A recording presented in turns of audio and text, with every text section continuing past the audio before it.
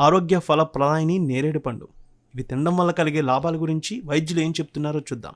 చాలా కాలంగా కడుపులో పేరుకుపోయిన మలినాలను బయటికి పోవడానికి నేరేడు పండు తినడం చాలా మంచిది. పేగుల్లో చుట్టుకుపోయిన వెంట్రుకలను కోసేసి బయటకు పంపించే శక్తి నేరేడు పళ్ళకు ఉంది. నేరేడు పండ్లు శరీరానికి చలవ చేస్తాయి.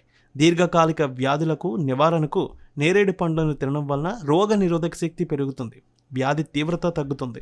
మూత్ర సంబంధ సమస్యలు ఉంటే వారు ఖచ్చితంగా దీన్ని తీసుకుంటే ఉపశమనం ఉంటుంది. నీరసం, నిస్సత్తువ ఉన్నవారు నేరేడు పండు రోజుకు ఒక్కసారైనా తీసుకోండి. వెన్ను నొప్పి, నడుము నొప్పి, మోకాల నొప్పులు నయమవుతాయి. జిగట విరోచనాలతో బాధపడే వారికి నేరేడు పండు రసాన్ని 2 నుంచి 3 చెంచాల చొప్పున ఇవ్వాలి. రోగికి శక్తితో పాటు పేగుల కదలికలో నియంత్రణ కూడా ఉంటుంది. ఇక కాలేయం పనితీరు క్రమబద్ధీకరించడానికి, శుభ్రపరచడానికి నేరేడు దివ్య ఔషధంలా పనిచేస్తుంది.